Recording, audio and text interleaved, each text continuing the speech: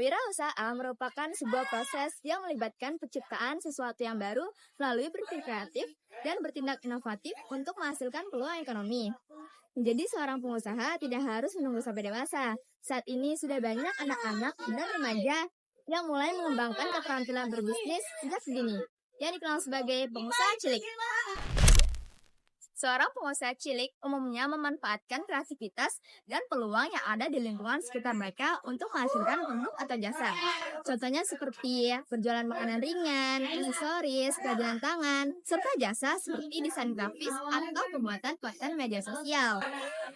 Berikut adalah wawancara dengan salah satu pengusaha cilik di SMP Negeri 5 Depok. Halo semuanya, perkenalkan nama aku Nadia Aisyah Sulane sebagai pewawancara dan di sini adalah narasumbernya. Halo, aku Karisa Kristus Pandi, bisa dipanggil Caca, aku di kelas 95. Dan usaha yang aku jalani saat ini itu aku bikin aksesoris dari manik-manik. Ini contohnya. Kita akan mulai dengan pertanyaan pertama. Apa yang membuat kamu tertarik untuk memulai usaha ini? Apakah ada inspirasi khusus di balik? Untuk apa yang bikin aku tertarik sendiri itu karena aku emang suka banget pakai aksesoris Lejo.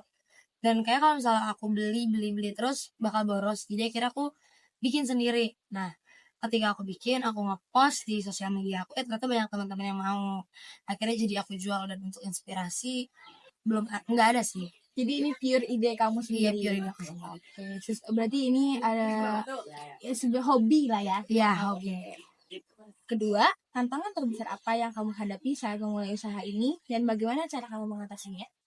Tantangan yang aku hadapin cara mengelola keuangan ya. Karena gak gampang buat aku kayak misalnya muterin dari hasil penjualan aku hari ini buat dijadiin modal lagi. Dan cara aku mengatasinya ya aku puterin dulu semua hasil aku dapat itu buat jadi modal lagi, baru kalau misalnya ada hasil lebihnya bisa aku gunakan buat aku pribadi. Oke, kita lanjut lagi ya ke pertanyaan berikutnya. Strategi pemasaran apa yang seperti menurut kamu paling efektif untuk memperkenalkan hasil produk dari usaha kamu? Strategi pemasaran. Kalau buat aku yang pasti kuncinya kalau misalnya kalian mau bikin usaha itu kan gak boleh malu. Jadi itu harus berani buat ngepromosin ke orang, mau orang itu nggak kenal atau enggak atau kenal, harus berani kayak halo tolong promosiin jualan aku. Jadi tuh aku sih biasanya kayak ngechatin temen aku satu atau nomor-nomor yang untuk aku buat minta tolong bantu promosiin. Kayak Aime juga pernah kan aku minta tolong bantu promosiin. Jadi kunci di sini ya buat memulai strategi buat untuk usaha ini harus berani ya untuk memulai pembicaraan dan atau percaya diri. Ke pertanyaan keempat, menjadi pengusaha muda tentu harus pandai mengatur waktu. Bagaimana cara kamu membagi waktu antara bisnis dan kehidupan pribadi?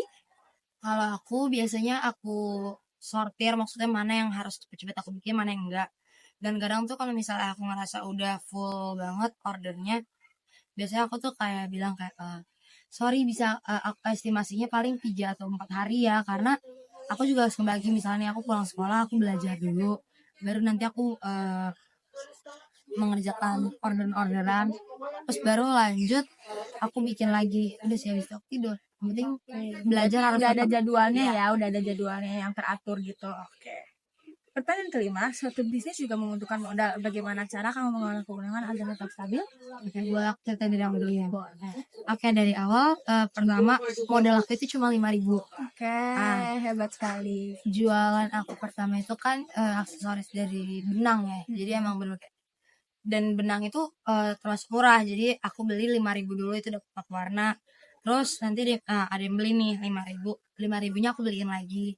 Nah, jadi itu kayak pokoknya 5.000 baru nanti bertambah 10.000, 20.000. Terus nanti aku cari lagi toko-toko yang jual harga bahan-bahan aku itu lebih murah. Nah, baru habis itu aku beliin manik-manik dan aku puterin terus modalnya sampai akhirnya ada lebih ya. Kayak tadi yang sebelumnya ada lebih aku pakai untuk aku pribadi. Jadi dari omset 5.000, jadi dari omset 5.000 sampai segini. Jadi lumayan gede ya untuk hasil itu ya. Jadi itu yang cukup. Untuk pertanyaan terakhir adalah, untuk anak muda yang ingin memulai usaha, apa pesan atau saran yang kamu bisa berikan dari pengalaman kamu selama ini?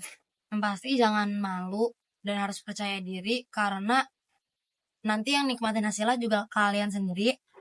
Dan percaya diri, intinya percaya diri deh pokoknya. Jadi kita juga harus mengatur waktu ya, maksudnya Iya, biar kita bisa nggak mengatur lazy waktu, gitu iya. kan. Karena harus untuk memulai usaha apalagi bracelet yang kamu bikin ini kan butuh tenaga yang lumayan gitu Iya. kan. Capek harus ngeliatin detail-detail yang kecil. Berarti kamu harus kayak mengatur waktu yang sangat-sangat Iya. susah gitu ya. Dan benang juga kayak misalnya kayak gelang dari benang itu juga benar misalnya 90 helai. Aku harus ngitung itu satu-satu. Ya, 90 itu helai. detail yang paling kecil yang Iya. orang jarang lihat ya. Karena kurang satu aja itu udah beda banget. Oh, jadi beda ya, bukan produk itu lagi ya. Iya. Oke, sekian dari kami. Terima kasih sudah mendengarkan. Wassalamualaikum warahmatullahi wabarakatuh. Terima kasih. Dengan demikian, memulai usaha sejak dini, anak-anak tidak hanya memperoleh pengalaman praktis dalam berbisnis, tetapi juga mengembangkan karakter dan keterampilan yang dapat membantu mereka dalam kehidupan di masa depan. Oleh karena itu, pengusaha cilik memiliki potensi untuk menjadi individu yang lebih siap menghadapi masa depan, baik di dunia kerja maupun dalam kehidupan pribadi mereka.